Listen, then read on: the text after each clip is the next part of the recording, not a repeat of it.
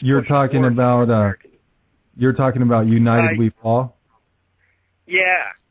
Yeah. Oh, wow. Yeah, that's your new project coming up. United We Fall. The trailer's posted on the front page of our website, on the right-hand column right there. It's called United We Fall. It's on www.theintelhub.com. You can check out the trailer. Man, that looks so interesting to me, Dan. I'm sitting there watching that trailer, and I'm just sitting here thinking, I wish I could make a movie like that someday. You guys are doing a fantastic job. It all looks high def. I mean, the quality of it's just amazing. You have some good interviews. Why don't you explain in detail what the movie is all about, and when it's comes out for release, and where people can get it. But really go into detail on that for us, Dan.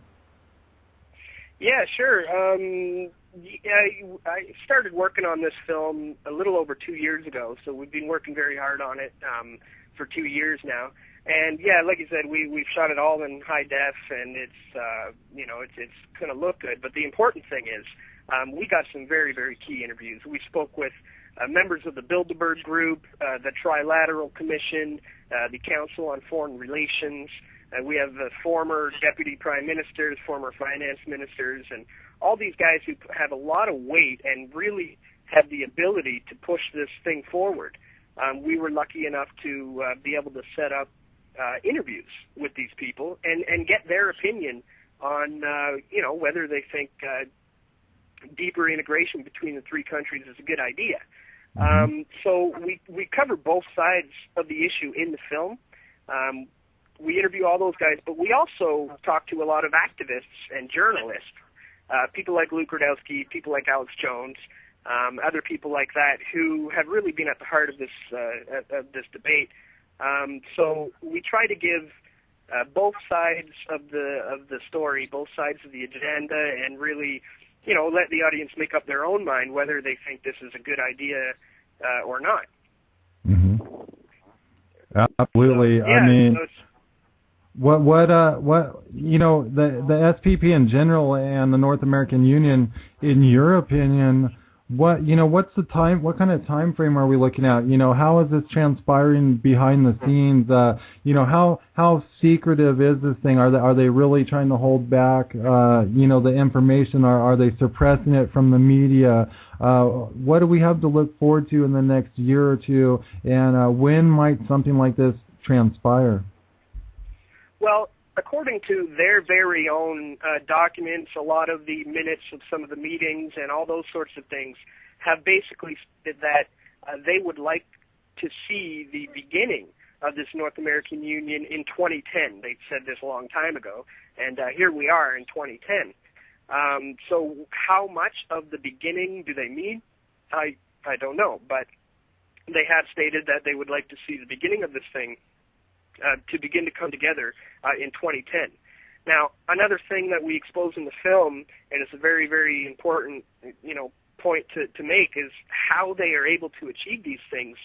A lot of the times they utilize the ancient manipulation technique known as, the Hegelian dialectic, or what is more commonly referred to as order out of chaos, or problem reaction solution, where basically all they need to do is get the population into a fear state.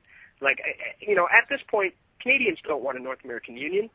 Americans don't. Mexicans don't. Nobody wants it at this point. The people would just simply not go for it.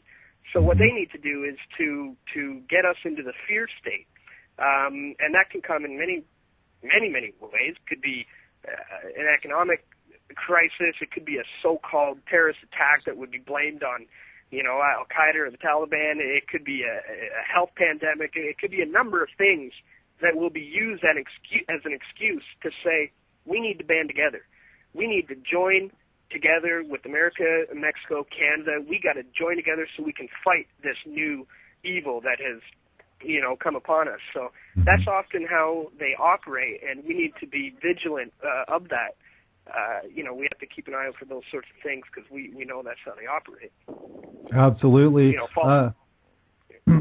Now, I've heard, rumors that there's an Amero currency. I've even heard it referenced on mainstream media that they're going to try and implement something called an Amero. From your research and knowledge, what do you know about the Amero, and is that an actual currency that they're planning on releasing?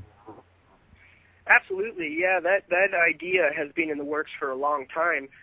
We interviewed Herbert Grubel. This is the man who is considered the father of the Amero. He's the one who came up with the term. He coined the phrase the Amero. He wrote a paper back in the late 90s for the Fraser Institute in which he outlined what the benefits would be for a common currency.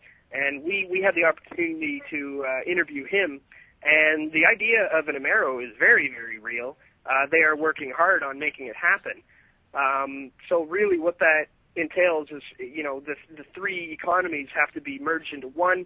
That's why lately you've seen that the Canadian dollar has been pretty much on par with the American dollar. And, of course, the two will have to be lowered down and the Mexican raised up so that the three of them kind of level out so that they can offer this Amero, and it seems to be, one of the ways they can achieve this is with this current economic situation, economic crisis all over the world. They will suggest that in order to compete with the European Union, we need to band together. Again, they will potentially use economic crisis as an excuse to suggest and offer up an Amero. And they will say, you know what, if we can just regulate the market, it'll be better for all of us. And when people are losing their houses and they got, kids to feed and this and that, they will accept it. So yes, the Amero has been in the work for many years, and it's really just a matter of time, unless we can get the word out. And one of the big problems is not too many people really are aware that these things are going on in the first place.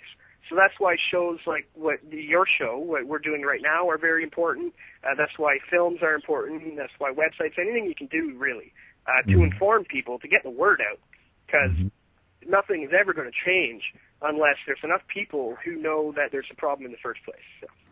Getting into the economy, it's been fluctuating a lot lately. How's the economy up in Canada holding up in your area, and are you noticing loss in employment up there as well? Not really. If you ask around here, people will say that it's stable. People will say that we have nothing to worry about, but I don't think that's true. I don't think it's necessarily stable at all. So. Yeah, I don't think we're in any better of a position than anyone else.